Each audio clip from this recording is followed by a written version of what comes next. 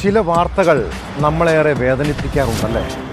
എറണാകുളം ചോറ്റാനിക്കരയിൽ മക്കളില്ലാത്തതിൻ്റെ മനോവിഷമത്തിൽ 20 വർഷം മുൻപ് ഒരു പെൺകുട്ടിയെ ദത്തെടുത്ത ദമ്പതികളുടെ കഥ മനസ്സിനെ വല്ലാതെ നൊമ്പരപ്പെടുത്തും. ചോറ്റാനിക്കരയിലെ സാമാന്യം സാമ്പത്തിക ശേഷിയുള്ള കുടുംബം. ആ കൈക്കുഞ്ഞ് അവർക്കെല്ലാമായിരുന്നു. അവരുടെ സ്വപ്നവും പ്രതീക്ഷയുമായിരുന്നു.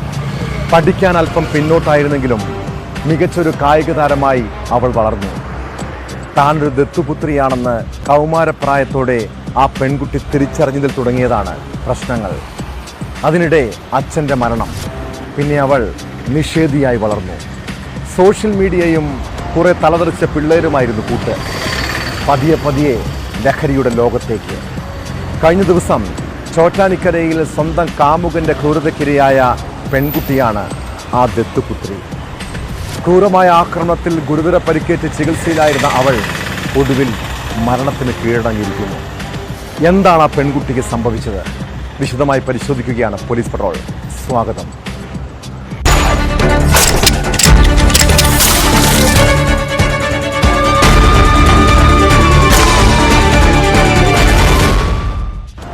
വളർത്തി വലുതാക്കിയ അമ്മയെക്കാളും കാമുകനെ സ്നേഹിച്ച പെൺകുട്ടി നേരിട്ട ദുരിത കഥ കേരളം നടുക്കത്തോടെയാണ് കേട്ടത്.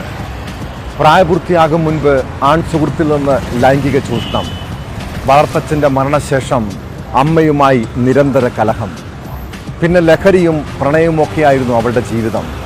കഴിഞ്ഞ ദിവസം എറണാകുളം ചോറ്റാനിക്കരയിൽ സുഹൃത്തിൻ്റെ മർദ്ദനത്തിനിരയായ പെൺകുട്ടി സമാനതകളില്ലാത്ത ക്രൂരതയാണ് ഏറ്റുവാങ്ങിയത്. ആക്രമണത്തിൽ പരിക്കേറ്റ് ചികിത്സയിലായിരുന്ന പെൺകുട്ടി ഒടുവിൽ മരണത്തിന് കീഴടങ്ങിയിരിക്കുന്നു. കഴിഞ്ഞ ഞായറാഴ്ചയാണ് പെൺകുട്ടിയെ വീടിനുള്ളിൽ കഴുത്തിൽ കയർ മുറുക്കി പരിക്കേറ്റ നിലയിലും കയ്യിൽ മുറിവേറ്റ നിലയിലും കണ്ടെത്തിയത്.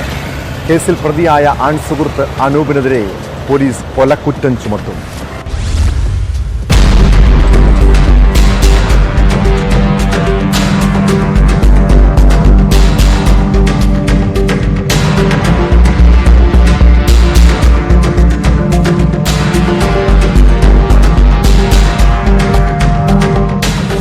കഴിഞ്ഞ ശനിയാഴ്ചയാണ് സുഹൃത്തിന്റെ അതിക്രൂര മർദ്ദനത്തിന് 19-കാരി ഇരയായത്.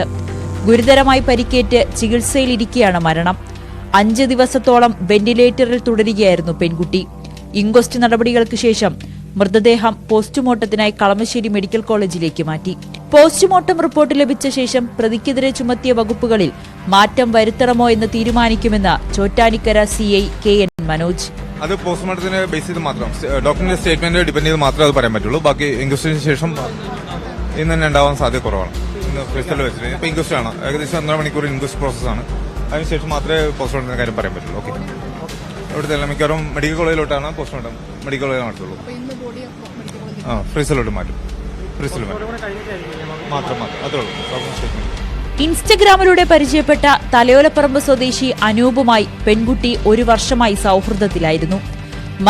സുഹൃത്തുമായുള്ള ബന്ധം സംശയിച്ചാണ് പെൺകുട്ടിയെ പ്രതി ക്രൂരമായി മർദ്ദിച്ചതെന്നാണ് പോലീസ് പറയുന്നത്. വിശദമായ ചോദ്യം ചെയ്യലിൽ പ്രതി കുറ്റം സമ്മതിച്ചിരുന്നു. വീട്ടിലെത്തിച്ച് നടത്തിയ തെളിവെടുപ്പിൽ പെൺകുട്ടിയെ മർദ്ദിക്കാൻ ഉപയോഗിച്ച ചുറ്റികയും കഴുത്തിൽ കുരുക്കിയ ഷോളും പോലീസ് കണ്ടെടുത്തിരുന്നു.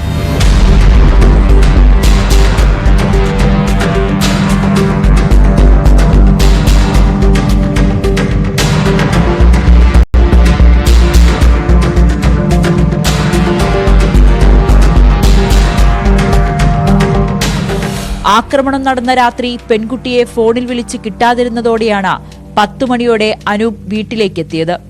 ലൈംഗിക ബന്ധത്തിന് നിർബന്ധിച്ചപ്പോൾ പെൺകുട്ടി വിസമ്മതിച്ചതോടെ ക്രൂരമായി മർദ്ദിച്ചു. ആദ്യം തല ഭിത്തിയിലിടിപ്പിച്ചു, പിന്നീട് ശ്വാസം മുട്ടിച്ചു. കയ്യിൽ കരുതിയിരുന്ന ചുറ്റികയും കത്തിയും ഉപയോഗിച്ച് പെൺകുട്ടിയെ അതിക്രൂരമായി ഉപദ്രവിച്ചു.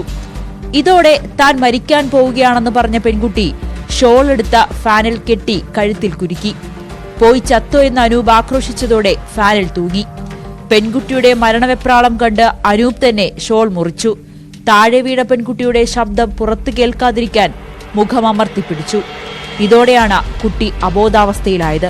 കുട്ടി മരിച്ചു എന്ന് കരുതി രാവിലെ 7 മണിയോടെ അനൂപ് വീട്ടിന്റെ പിന്നിലൂടെ രക്ഷപ്പെട്ടു. ഞായറാഴ്ച വൈകിട്ട് വീട്ടിലെത്തിയ ബന്ധുവാണ് മുറിയിൽ ഉറുമ്പരിക്കുന്ന നിലയിൽ അർദ്ധനഗ്നയായി കിടക്കുന്ന പെൺകുട്ടിയെ കണ്ടത്. തുടർന്ന് പോലീസിനെ അറിയിച്ച് ആശുപത്രിയിൽ എത്തിക്കുകയായിരുന്നു. അനൂപ് ഭീഷണിപ്പെടുത്തിയിരുന്നുവെന്ന് പെൺകുട്ടിയുടെ അമ്മയും പോലീസിന് മൊഴി നൽകിയിരുന്നു.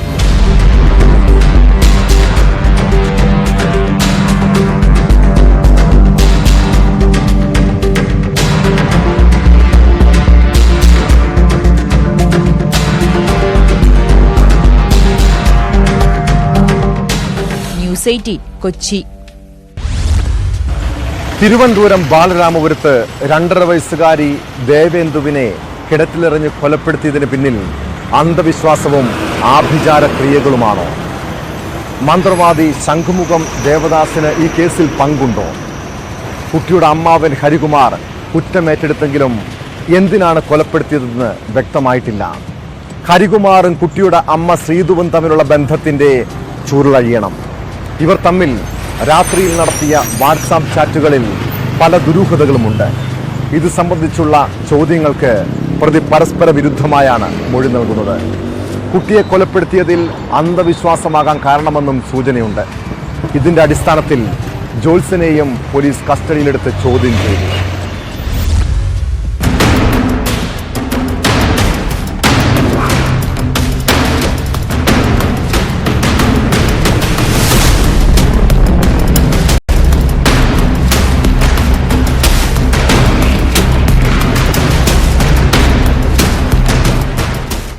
വയസ്സുള്ള ദേവേന്ദുവിനെ എന്തിനാണ് സ്വന്തം അമ്മാവൻ കൊലപ്പെടുത്തിയത്?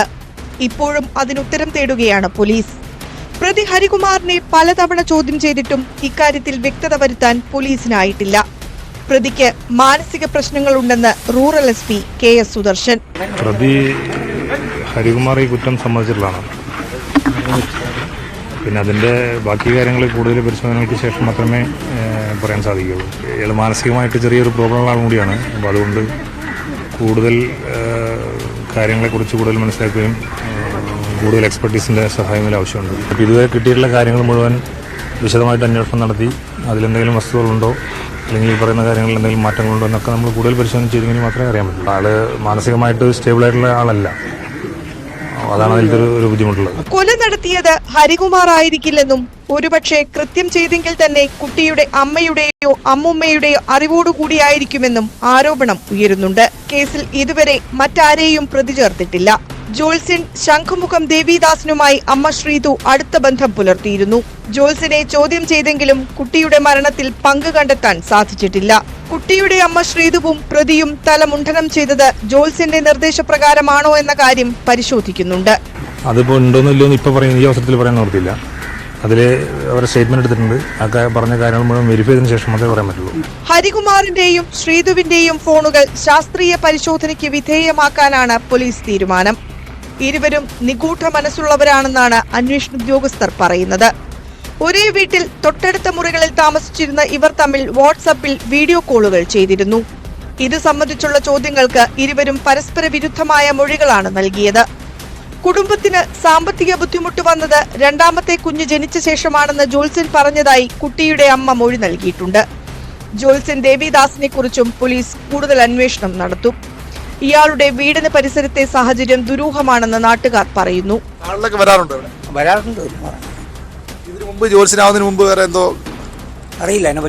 കുട്ടിയുടെ മുത്തച്ഛന്റെ മരണം സംബന്ധിച്ചും ദുരൂഹതകളുള്ളതായി സംശയമുയർന്ന സാഹചര്യത്തിൽ ഇക്കാര്യവും പോലീസ് പരിശോധിക്കും.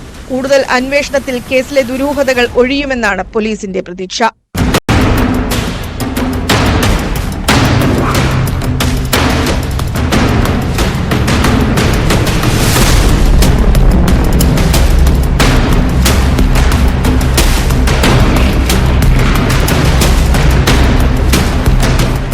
ന്യൂസ് 18 തിരുവനന്തപുരം.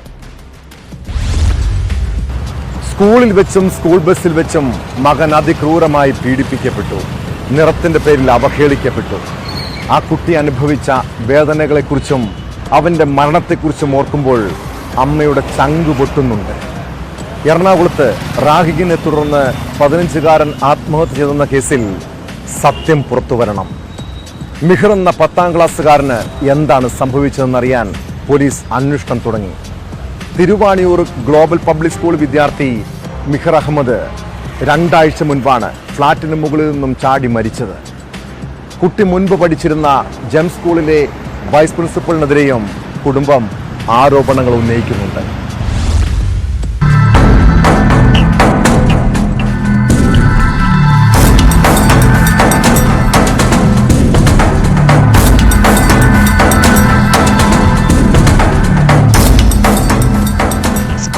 അതിക്രൂരമായി മിഹിർ റാഗ് ചെയ്യപ്പെട്ടെന്നും സ്കൂൾ അധികൃതർ ഇടപെട്ടില്ലെന്നുമാണ് കുടുംബത്തിന്റെ ആരോപണം. കഴിഞ്ഞ ദിവസം മിഹിറിന്റെ രക്ഷിതാക്കൾ പോലീസിന് കൈമാറിയ പരാതിയിലാണ് ക്രൂരമായ റാഗിങ്ങിനെ കുറിച്ച് വ്യക്തമാക്കുന്നത്. സ്കൂളിൽ വെച്ചും സ്കൂൾ ബസ്സിൽ വെച്ചും മകൻ അതിക്രൂരമായി പീഡിപ്പിക്കപ്പെട്ടുവെന്നും സംഭവത്തിൽ മുഖ്യമന്ത്രിക്കും ഡിജിപിക്കും പരാതി നൽകിയിട്ടുണ്ടെന്നും കുടുംബം. എന്നാൽ ആരോപണം വസ്തുതാപരമല്ലെന്നാണ് സ്കൂൾ അധികൃതരുടെ വാദം.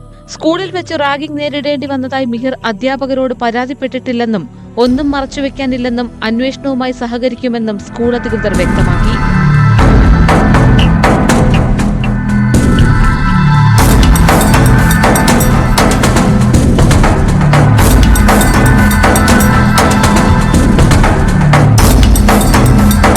അന്വേഷണത്തിന്റെ ഭാഗമായി സ്കൂളിലെ CCTV ദൃശ്യങ്ങളടക്കം പോലീസ് ശേഖരിച്ചു. കുടുംബം പറയുന്ന സ്കൂളിലെ സമൂഹമാധ്യമ കൂട്ടായ്മയെക്കുറിച്ച് പോലീസ് അന്വേഷിക്കുന്നുണ്ട്. മിഹിറിനെ അപകീർത്തിപ്പെടുത്തുന്ന ചാറ്റുകളുടെ വിശദാംശങ്ങളും പോലീസ് ശേഖരിച്ചു. ഈ മാസം 15-ാം തീയതിയാണ് മിഹിറിനെ ഫ്ളാറ്റിൽ നിന്ന് ചാടി മരിച്ച നിലയിൽ കണ്ടെത്തിയത്.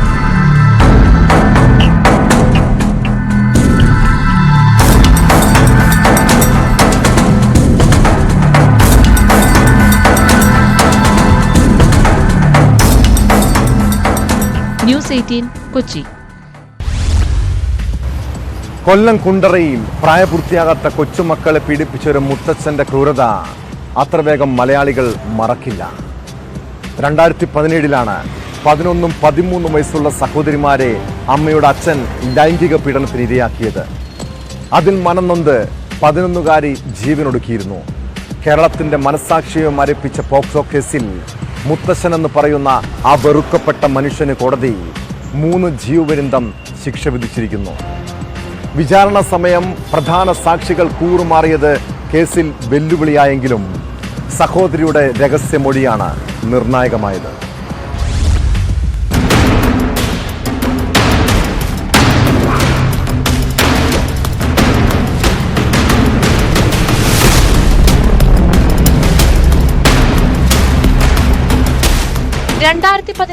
ജനുവരിയിലായിരുന്നു സംഭവം. തൂങ്ങി മരിച്ച നിലയിൽ കണ്ടെത്തിയ 11-കാരിയുടെ പോസ്റ്റ്മോർട്ടത്തിൽ പീഡനം നടന്നതായി കണ്ടെത്തിയിരുന്നു. കുട്ടിയുടെ അച്ഛനാണ് പ്രതിയെന്ന് വരുത്തി തീർക്കാൻ കുട്ടിയുടെ അമ്മയുടെ അച്ഛനായ പ്രതി ശ്രമിച്ചിരുന്നു. പെൺകുട്ടിയുടെ അച്ഛൻ പിണങ്ങി വീട് വിട്ടതോടെ മനഃപൂർവ്വം സാഹചര്യങ്ങൾ സൃഷ്ടിച്ച് 1 വർഷമായി പെൺകുട്ടിയെ മുത്തച്ഛൻ പീഡിപ്പിക്കുകയായിരുന്നുവെന്ന് പോലീസ് അന്വേഷണത്തിൽ കണ്ടെത്തി. ഇതോടെയാണ് മുത്തച്ഛന്റെ കയ്യിൽ വിലങ്ങു വീണത്. പ്രതിയുടെ ഭാര്യയുടെ മൊഴിയാണ് അന്ന് കേസിൽ നിർണായകമായതെങ്കിലും കോടതിയിൽ വിചാരണയ്ക്കിടെ പ്രധാന സാക്ഷികൾ ഉൾപ്പെടെ കൂറുമാറിയിരുന്നു. കുട്ടിയുടെ സഹോദരി കോടതിക്ക് നൽകിയ രഹസ്യമൊഴിയും പോസ്റ്റ്മോർട്ടം റിപ്പോർട്ടും കേസിൽ നിർണായകമായതായി പ്രോസിക്യൂഷൻ വ്യക്തമാക്കി. എല്ലാ സാക്ഷികളും ഒരു കുട്ടി മരിച്ചുപോയി, പിന്നെ റിമൈനിങ് എന്ന് പറയുന്നത് സ്വന്തം സഹോദരിയാണ്. ആ സഹോദരി ഹോസ്റ്റേൽ എന്ന് പറഞ്ഞു കഴിഞ്ഞാൽ കൂറുമാറി. പ്രതി അങ്ങനെ ചെയ്തിട്ടില്ല എന്ന്. പിന്നീട് ആ കുട്ടിയുടെ അമ്മയും പോലീസ് സ്റ്റേഷനിൽ ഓൺ സ്റ്റേറ്റ്മെന്റ് പറഞ്ഞിട്ടുണ്ടെങ്കിൽ പോലും അവരും കൂറുമാറി. എന്നാൽ ജീവിച്ചിരിക്കുന്ന ആ സഹോദരി മജിസ്ട്രേറ്റിന് മുന്നിൽ ഓൺ സ്റ്റേറ്റ്മെന്റ് അത് കൃത്യമായി പറയുന്നുണ്ട്. ഈ പറയുന്ന പ്രതി തന്നെയാണ് എന്നെയും എന്റെ സഹോദരിയും പിന്നെ ഇങ്ങനെ പീഡിപ്പിച്ചിട്ടുള്ളത്. ഫാസ്റ്റ് ട്രാക്ക് സ്പെഷ്യൽ കോടതി ജഡ്ജി അഞ്ജു മീര ബിർളയാണ് പ്രതിക്ക് 3 ജീവപര്യന്തം ശിക്ഷ വിധിച്ചത്. കുട്ടി മരിക്കുന്നതിന് മുൻപ് കടുത്ത ശാരീരിക പീഡനം നേരിടേണ്ടി വന്നതിന്റെ രേഖകൾ കോടതി പരിശോധിച്ചു. കുട്ടിയുടെ സഹോദരിയായ 13-കാരി രഹസ്യമൊഴി നൽകിയ ജഡ്ജിയെയും കേസിൽ വിസ്തരിച്ചതും നിർണായകമായി.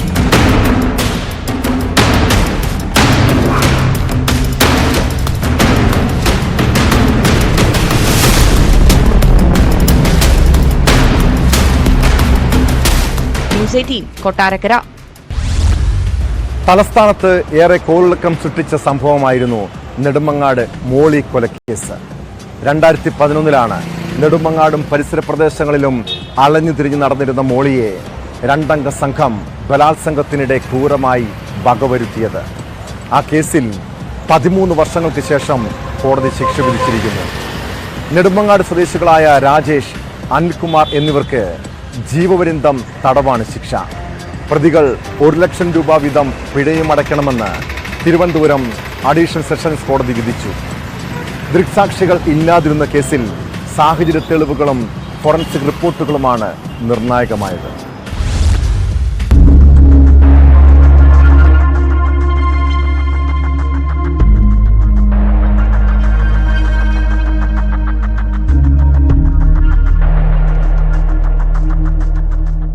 നെടുമങ്ങാട് ജംഗ്ഷനിലും പരിസര പ്രദേശങ്ങളിലും അലഞ്ഞുതിരിഞ്ഞു നടന്നിരുന്ന മോളി എന്ന സ്ത്രീ കൊല ചെയ്യപ്പെട്ട കേസിലാണ് 2 പ്രതികൾക്കും ജീവപര്യന്തം തടവും 1 ലക്ഷം രൂപ പിഴയും ശിക്ഷ വിധിച്ചത്.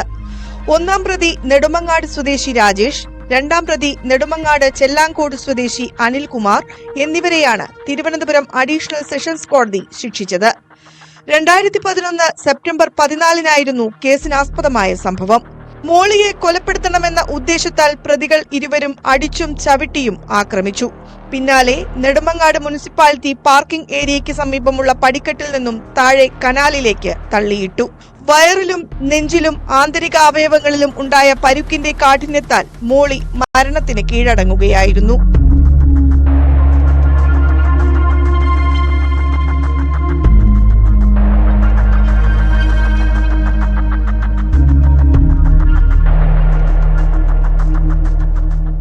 ദൃക്സാക്ഷികൾ ഇല്ലാതിരുന്ന കേസിൽ സാഹചര്യ തെളിവുകളുടെ അടിസ്ഥാനത്തിലാണ് കുറ്റം തെളിഞ്ഞത്.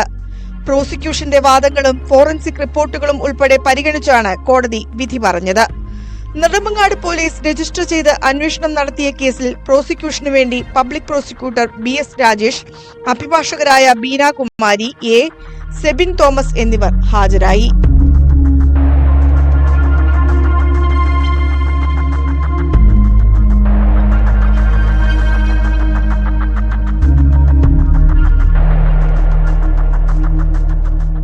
ന്യൂസ് 18 കൊച്ചി.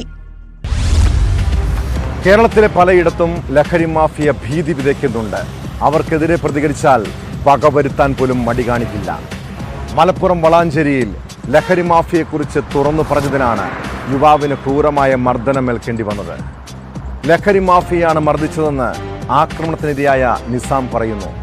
എന്നാൽ വാഹനം ലീസിന് കൊടുത്തതുമായി ബന്ധപ്പെട്ട തർക്കമാണ് മർദ്ദനത്തിന് കാരണമെന്നും സംശയമുണ്ട്. കഴിഞ്ഞ ആഴ്ച ലഹരി ഉപയോഗത്തെക്കുറിച്ച് നിസാം വെളിപ്പെടുത്തൽ നടത്തിയിരുന്നു. ഇതേക്കുറിച്ചും പോലീസ് പരിശോധിക്കുന്നുണ്ട്.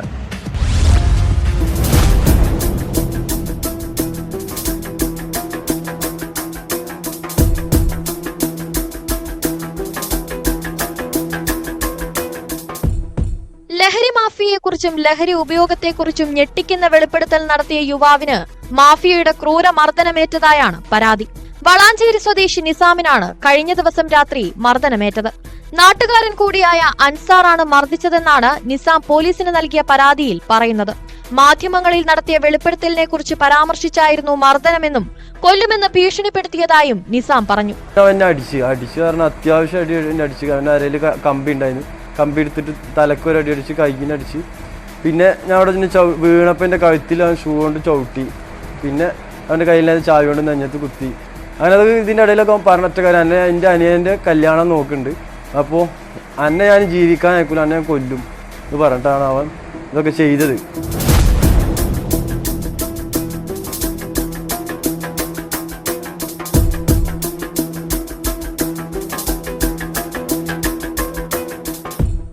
മർദ്ദനത്തിൽ നിസാമിന്റെ കൈക്കും കഴുത്തിനും പരിക്കേറ്റിട്ടുണ്ട്.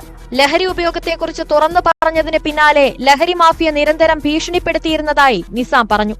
അതേസമയം ലഹരി മാഫിയയോ വെളിപ്പെടുത്തലോ അല്ല മർദ്ദനത്തിന് കാരണമെന്നാണ് ആരോപണ വിധേയനായ അൻസാർ പറയുന്നത്. അൻസാർ സുഹൃത്ത് വഴി നിസാമിന് തന്റെ വാഹനം വാടകയ്ക്ക് നൽകിയിരുന്നു. എന്നാൽ വാഹനം പോലീസ് പിടിച്ചതിനെ തുടർന്ന് നിസാമിനോട് ഹാജരാകാൻ ആവശ്യപ്പെട്ടെങ്കിലും ഹാജരായില്ല. ഇതേ തുടർന്നുള്ള തർക്കമാണ് അടിപിടിയിൽ കലാശിച്ചതെന്ന് അൻസാർ പറയുന്നു.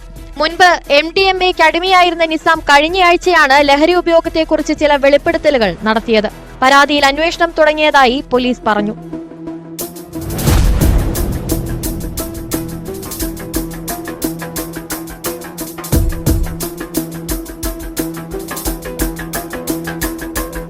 ന്യൂസ് 18 തിരൂർ. കേരളത്തിലെ പല ചെക്ക് പോസ്റ്റുകളിലും കൈക്കൂലിയും അനധികൃത ഇടപാടുകളും തകൃതിയായി നടക്കുന്നുണ്ട്. പാലക്കാട് വാളയാറും വേലന്താവളവുമാണ് ഇതിന്റെ പ്രധാന കേന്ദ്രങ്ങൾ. ഈ രണ്ടിടത്തെയും മോട്ടോർ വാഹന ചെക്ക് പോസ്റ്റുകളിൽ രാത്രിയിൽ വീണ്ടും വിജിലൻസിന്റെ മിന്നൽ പരിശോധന. കണക്കിൽപ്പെടാത്ത 1,60,60,000 രൂപ പിടികൂടി. വാളയാറിൽ കൈക്കൂലി പണം നിക്ഷേപിക്കാൻ തുണിസഞ്ചി വെച്ചിട്ടുള്ളതായി പരിശോധനയിൽ കണ്ടെത്തി. 20 ദിവസത്തിനിടെ ഇത് 3-ാം തവണയാണ് വാളയാറിലും വേലന്താവളത്തും വിജിലൻസ് റെയ്ഡ് നടക്കുന്നത്.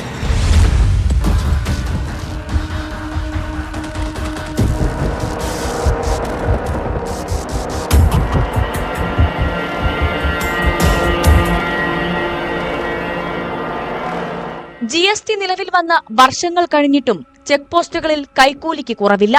20 ദിവസത്തിനിടെ 3-ാം തവണയാണ് വാളയാറിലും വേലന്താവളത്തും വിജിലൻസിന്റെ മിന്നൽ പരിശോധന നടന്നത്. വിജിലൻസ് ഉദ്യോഗസ്ഥരെ പോലും ഞെട്ടിപ്പിക്കുന്നതാണ് കൈക്കൂലിയുടെ ഒഴുക്ക്. കൈക്കൂലി പണം നേരിട്ട് കൊടുക്കുന്നതിന് പകരം ഒരു തുണിസഞ്ചി കരുതിയിരിക്കുന്നു. സഞ്ചി നിറയാൻ ഏതാനും മണിക്കൂറുകൾ മതി. ചെക്ക് പോസ്റ്റിലെത്തുന്ന ഡ്രൈവർമാർ നേർച്ചയിടും പോലെ പണം സഞ്ചിയിലേക്ക് ഇട്ടുപോകുന്നു. സഞ്ചി നിറയുന്നതിനനുസരിച്ച് ഉദ്യോഗസ്ഥർ പണമെണ്ണി റബ്ബർ ബാൻഡ് ഇട്ട് മാറ്റിവെക്കും. വേണ്ടെന്ന് പറഞ്ഞാലും ഡ്രൈവർമാർ സന്തോഷത്തോടെ പണം തരുകയാണ്. പിന്നെ എങ്ങനെ വേണ്ടെന്ന് പറയുമെന്നാണ് വിജിലൻസിനോട് മോട്ടോർ വാഹന വകുപ്പ് ഉദ്യോഗസ്ഥർ പറഞ്ഞ ന്യായം. കഴിഞ്ഞ ദിവസം രാത്രി മാത്രം 1,60,60,000 രൂപയാണ് പിടിച്ചെടുത്തത്.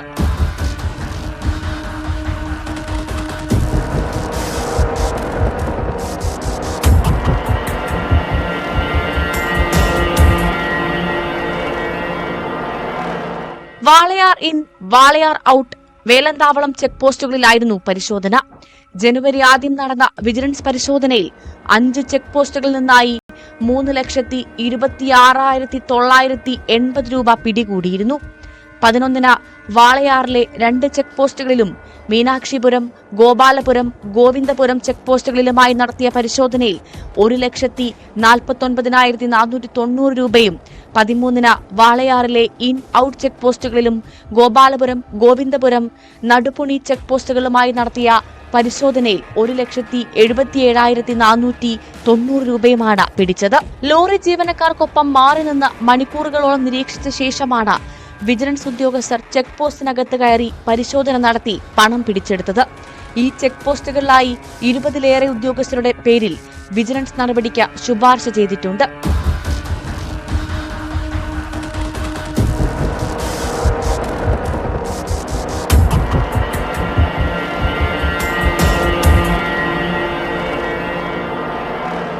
ന്യൂസ് 18 പാലക്കാട്. സംസ്ഥാനത്തെ പല പ്രദേശങ്ങളിലും ഇപ്പോൾ ഇതര സംസ്ഥാനക്കാരുടെ താവളമാണ്. ഇതിൽ കൊടും കുറ്റവാളികളും തീവ്രവാദികളും വരെയും ഒളിഞ്ഞിരിക്കുന്നുണ്ടാകാം.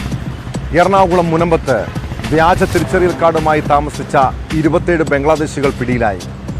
ഇതര സംസ്ഥാന തൊഴിലാളികളെന്ന വ്യാജേന ലേബർ ക്യാമ്പിൽ താമസിച്ചവരാണ് അറസ്റ്റിലായത്. ആലുവ പോലീസും തീവ്രവാദ വിരുദ്ധ സ്ക്വാഡും സംയുക്തമായി നടത്തിയ റെയ്ഡിലാണ് ബംഗ്ലാദേശികൾ പിടിയിലായത്.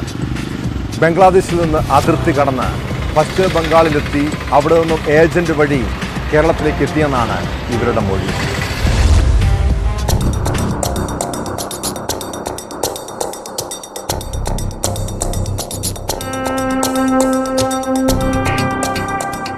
ക്ലീൻ റൂറൽ എന്ന പേരിൽ കൊച്ചിയിൽ നടന്ന പരിശോധനയിലാണ് ഈ മാസം 15-ന് പെരുമ്പാവൂരിൽ നിന്നും ബംഗ്ലാദേശി യുവതി തസ്ലീമ ബീഗം പിടിയിലാകുന്നത്.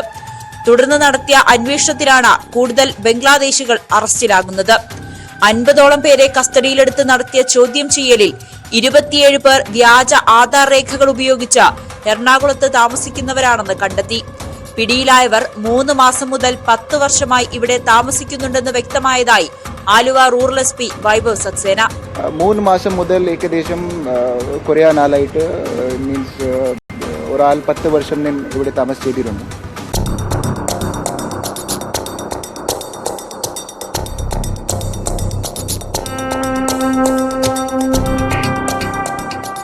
അതിർത്തി കടന്ന് പശ്ചിമ ബംഗാളിലെത്തി അവിടെ നിന്ന് ഏജന്റ് വഴിയാണ് ഇവർ ആധാർ കാർഡ് തരപ്പെടുത്തിയത്.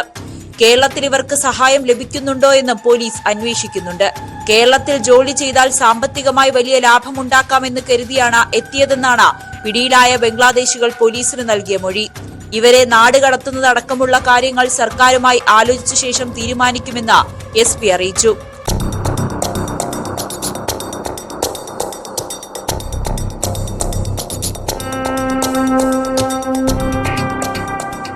ന്യൂസ് 18 കൊച്ചി. കൊല്ലം പത്തനാപുരം പോലീസ് കഴിഞ്ഞ 2 മാസത്തോളമായി ഒരു പ്രതിക്ക് പിന്നാലെയായിരുന്നു. യുവതിയെ പൊതുവഴിയിൽ വെച്ച് ഉപദ്രവിച്ചതിന് ശേഷം ഒളിവിൽ പോയ പ്രതി സജീവ് ഒടുവിൽ പിടിയിലായിരിക്കുന്നു. തൊണ്ടിയാമൺ സ്വദേശി സജീവിനെ പത്തനാപുരം പോലീസാണ് അറസ്റ്റ് ചെയ്തത്. മാങ്കോട് ഉൾപ്പെടുന്ന വനമേഖലകളിൽ ഒളിച്ചു താമസിച്ചു വരികയായിരുന്നു പ്രതി.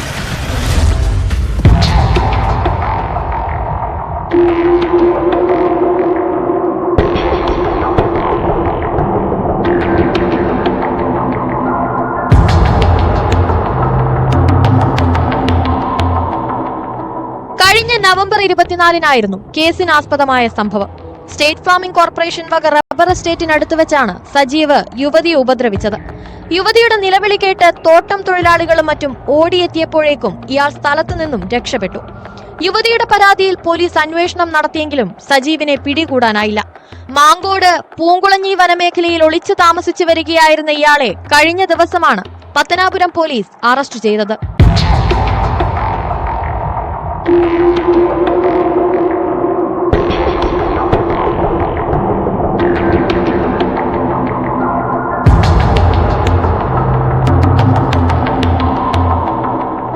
വെട്ടിൽ സജീവ് എന്നറിയപ്പെടുന്ന സജീവ് ക്രിമിനൽ പശ്ചാത്തലമുള്ളയാളാണെന്നാണ് വിവരം. പത്തനാപുരം ഇൻസ്പെക്ടർ ബിജുവിന്റെ നേതൃത്വത്തിലായിരുന്നു അറസ്റ്റ്. കോടതിയിൽ ഹാജരാക്കിയ പ്രതിയെ റിമാൻഡ് ചെയ്തു.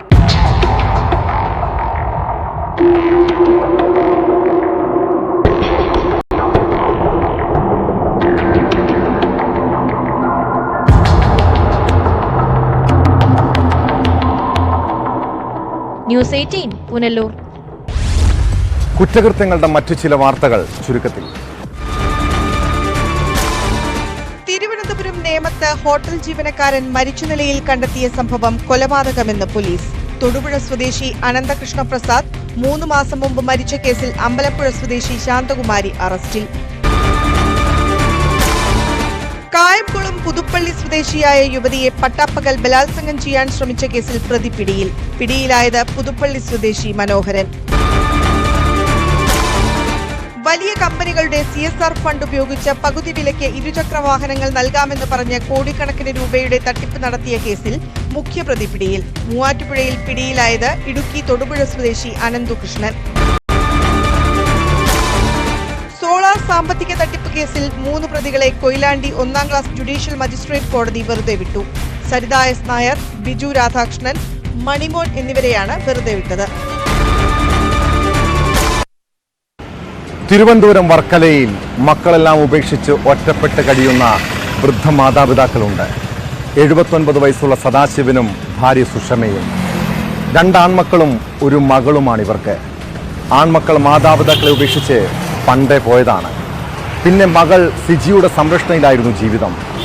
അപ്പനെയും അമ്മയും കാളും അവരുടെ സ്വത്തിനെ സ്നേഹിച്ച മകൾ പതിയെ അവരുടെ വീടും സ്ഥലവുമെല്ലാം തട്ടിയെടുത്തു. അധികം വൈകാതെ വൃദ്ധമാതാപിതാക്കളെ പെരുവഴിയിലും ഉപേക്ഷിച്ചു. സ്വന്തം മക്കളെക്കാളും അവരോട് കരുണ കാണിച്ചത് നാട്ടുകാരാണ്. പോലീസും നാട്ടുകാരും ഇടപെട്ടിട്ടും അവരെ വീട്ടിൽ കയറ്റാൻ ആ മകൾ തയ്യാറായില്ല. ഇതെല്ലാം സിജിയുടെ മക്കൾ നോക്കി നിൽക്കുന്നുണ്ട് കേട്ടോ. ഒരിക്കൽ നിങ്ങളും പ്രായമാകും. സ്വന്തം മക്കൾ ഇങ്ങനെ ഉപേക്ഷിച്ച് പെരുവഴിയിൽ ഇറക്കി വിടുമ്പോൾ അന്ന് മനസ്സിലാകും ഈ വേദന. ഇതോടെ ഇന്നത്തെ പോലീസ് പട്രോൾ പൂർണ്ണമാകുന്നു. നമസ്കാരം.